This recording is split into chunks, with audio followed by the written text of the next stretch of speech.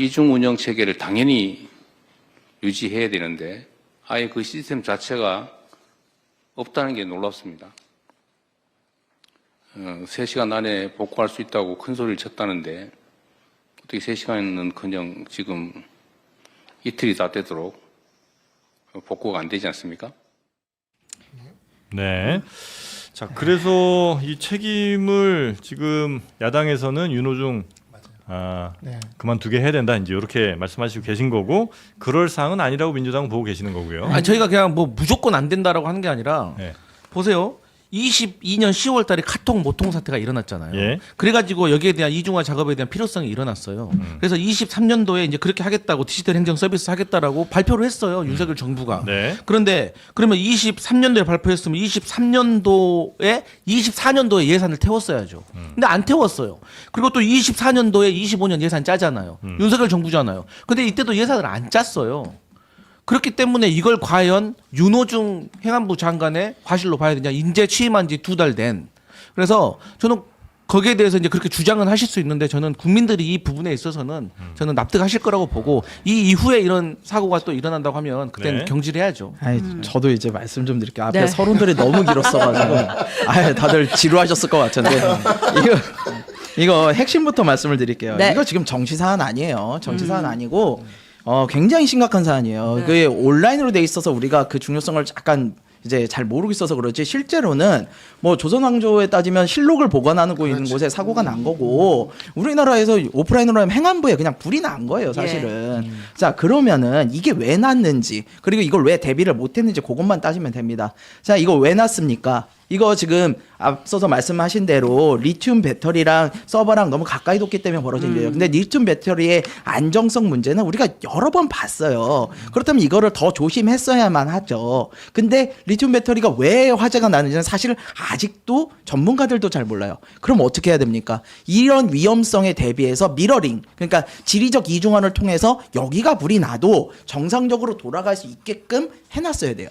근데 그게 단순히 작업한 이 자료들을 백업해 놓는 정도가 아니라 여기가 완전히 먹통이 돼도 다음 세컨드 서버로 통해 가지고 충분히 움직일 수 있게끔 최소한 2번째는 해놨어야 되는 거죠. 세컨드 패스는 해놨어야 돼요. 네, 근데 네. 그거를 원래는 하기로 했어요. 지금 광주에다가 그래가지고 지리적 이중화를 통해서 대전에 문제가 생겨도 광주에서 하기로 했는데 그게 말씀하신 대로 윤석열 정부 때 좀 중단이 됐던 것도 맞아요. 예산이 부족했다고 하죠. 근데 이거에 대해서 이재명 정부가 윤석열 정부 때문에 그랬다라고 넘어가기는 문제가 있는 게 아니 되시자마자 13조 원 현금 살포하시면서 그렇게 할 거면은 그래요. 반박 나올 수 있으니까 소비 쿠폰으로 할게요. 소비 쿠폰 그렇게 하면서 추경해가지고 하셨잖아요. 그럼 이때 이거를 같이 넣었으면 되잖아요. 그러니까 이거에 대해서 모두가 너무 간과했다라는 이야기를 하고요. 오늘 아침에 이준석 대표가 그런 얘기를 해요. 나무를 심는데 가장 적기는 20년 전이었어야 된다. 하지만 그게 아니라면 바로 지금이어야 된다. 그러니까 지금이라도 이거에 대해서 굉장하게 우리가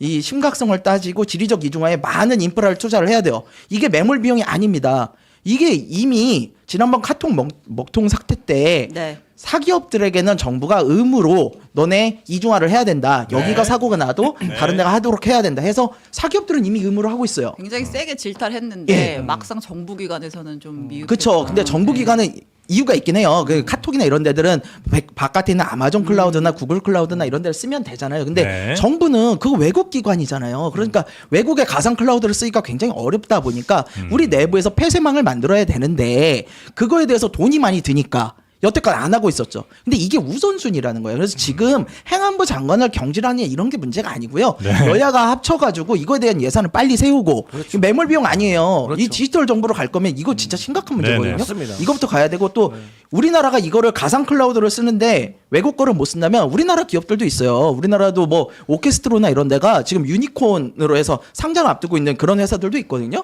그러면은 그런 우리나라 국내 기업이라도 이용해서 당장이라도 지리적 이중화를 빨리 해야 된다. 네. 그게 굉장히 중요한 알겠습니다. 이야기다. 네, 말씀드릴게요. 누군가 책임은 져야죠. 근데 다 좋았는데 예. 그 비유가 다른 거였으면 어땠을까는 얘기가 좀 많이 있네요. 어떤 거요? 나무 심는 비유 말고 네, 다른 비유가 어땠을까는. 그때 꽃 심은 거 아니에요? 매화꽃? 그거 나무 꽃나무. 아니었어? 나무예요? 꽃나무. 무시무시하다. 무시무시해. 아 근데 갑자기 이건 떠오르네. 있어요.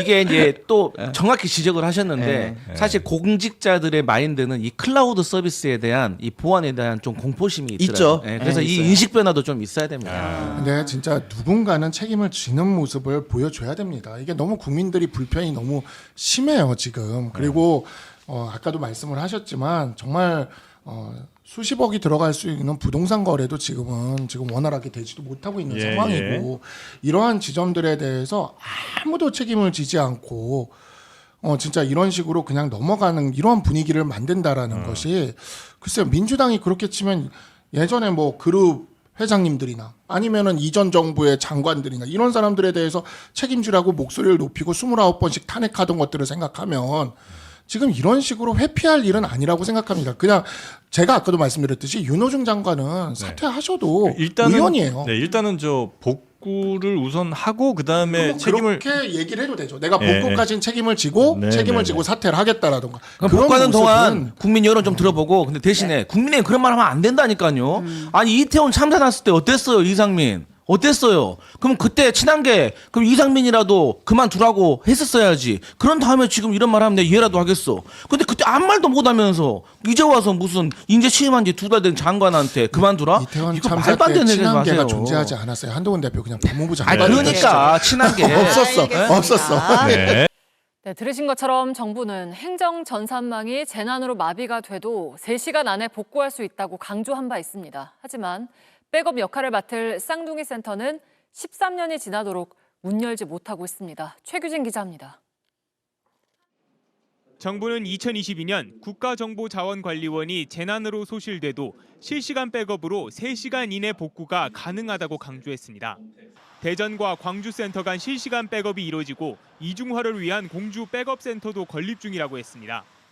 대전, 강주센터의 동시 기능 마비에 대비할 수 있도록 재해복구 전용 기능을 수행하는 공주센터를 건립하여 2024년부터 운영할 계획입니다. 하지만 공주센터는 2012년 사업이 시작된 뒤 예산 문제 등으로 13년째 문을 열지 못하고 있습니다. 예산 삭감으로 계약이 유찰되면서 윤석열 정부 시절인 2023년에야 건물 공사만 겨우 마친 겁니다. 하지만 지난해에도 시스템 구축을 위한 대책 수립은 늦어졌고 사업 예산은 추가로 삭감됐습니다. 국회 예결특위 보고서엔 2023년 11월에 벌어진 행정전산망 장애 대책 수립 지연으로 논의가 늦어졌다고 지적합니다. 2024년 251억 5천만 원의 예산을 편성했지만 8월까지도 집행되지 않으면서 결국 올해 예산은 16억 원으로 대폭 줄었습니다. 행안부는 올해 9월까지는 시스템 구축을 완료하겠다고 계획했지만 당시 국회에선 실제 시기가 더 늦어질 수 있다는 우려까지 나왔습니다. 이재명 대통령도 긴급 비상대책회의를 열고 전산망 이중화 등 구조적 문제 해결을 지시했습니다. 2023년 발생한 전산망 장애 이후에도 이중화 등 신속한 장애 복구 조치들이 제대로 마련되지 않은 것을 지적하면서 향후 이런 일이 재발하지 않도록 대책을 수립하고 확실하게 집행해야 한다고 강조했습니다. 민주당도 지난 정부의 공공기관 이중화 조치 의무 제외와 예산 부실 탓이라고 거들었습니다.